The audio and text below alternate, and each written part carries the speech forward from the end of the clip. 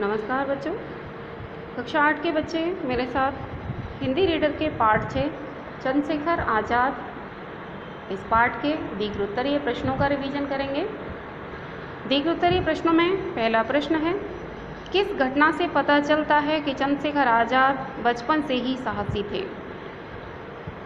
किस घटना से पता चलता है कि चंद्रशेखर आज़ाद बचपन से ही साहसी थे? तो इसके बारे में ये उत्तर होगा इसका। चंद्रशेखर आज़ाद ने एक साथ सारी सलाइयों को जला दिया था। इससे उनका हाथ भी जल गया था। सभी लड़के उपचार के लिए दौड़े, परंतु चंद्रशेखर के चेहरे पर जरा भी पीड़ा नहीं थी। वे खड़े खड़े मुस्कुरा रहे थे। एक बार फिर से समझ लीजिए। चंद्रशेखर आज़ाद ने एक साथ सारी सलाइयों को जला दिया था। उनका हाथ भी जल गया था। सभी लड़के उपचार के लिए दौड़े, परंतु चंद्रशेखर के चेहरे पर जरा भी पीड़ा का भाव नहीं था। वे खड़े खड़े मुस्कुरा रहे थे। इसके बाद अगला है प्रश्न नंबर 2, जलियांवाला बाग में क्या घटना हुई थी? तो इसका उत्तर होगा, जलियांवाला बाग चारों ओर से ऊंची ऊंची दीवारों से घिरा एक मैदान था। यह रास्ता बहुत ही संकरा मीन्स बहुत ही छोटा सा रास्ता। एक दिन जलियांवाला बाग में सभा हो रही थी। उसमें ब्रिटिश सरकार के विरुद्ध भाषण हो रहे थे।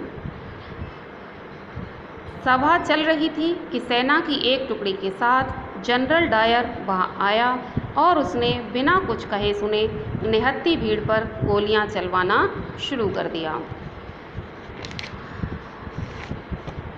लगभग 1000 आदमी मारे गए थे और कई हजार घायल हुए थे। इस घटना से सारे भारत में क्रोध की लहर दौड़ गई थी।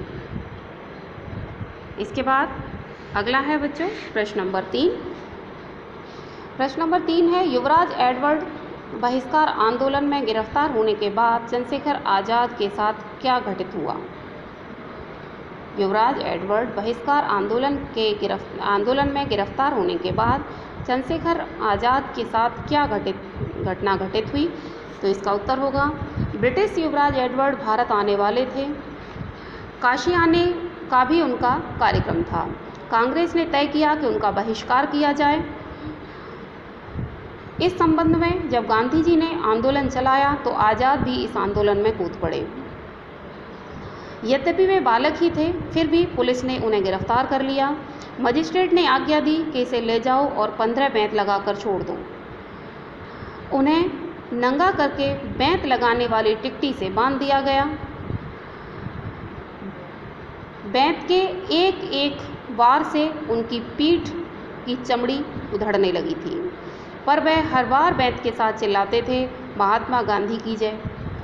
वह लड़का जब तक यह नारे लगाता रहा तब तक कि वह पूरी तरह से बेहोश न हो गया।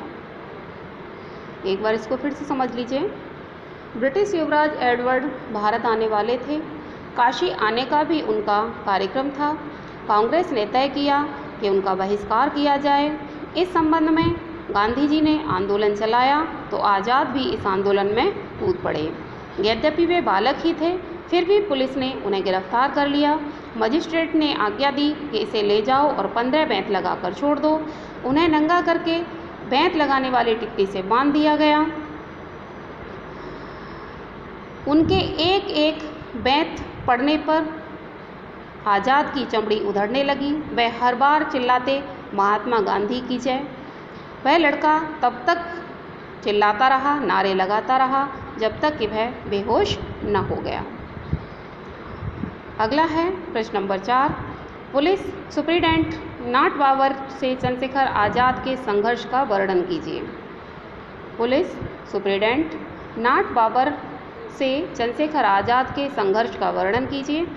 तो इसका उत्तर होगा, सन 1931 में 17 फरवरी की बात है। दिन के 10 बजे थे। आज़ाद और सुखदेव राज इलाहाबाद के अल्फ्रेड पार्क में बैठे हुए थे। इतने में 2 पुलिस वाले आए। उनमें से एक ने आज़ाद को पहचान लिया था। उसने दूर से ही आज़ाद को देखा और लौटकर खुफिया पुलिस के सुप्रिटेंडेंट नाट बाबर को इसकी खबर दी। नाट बाबर यह खबर पाते ही तुरंत मोटर द्वारा अल्फ्रेड पार्क पहुंचा और आज़ाद से 10 गज के फासले पर उसने अपनी मोटर रोक दी। पुलिस की मोटर देख आज़ाद का साथी तो बच निकला, किंतु वे स्वयं वहीं पर रह गए। नाट बाबर आज़ाद की ओर बढ़ा, दोनों तरफ से बराबर गोली चली। नाट बाबर की गोली आज़ाद की जांघ में लगी तो आज़ाद की गोली नाट बाबर की कलाई पर। इससे उसकी पिस्तौल छूट कर गिर पड़ी। उधर और भी पुलिस वाले आज़ाद पर गोली चला रहे थे।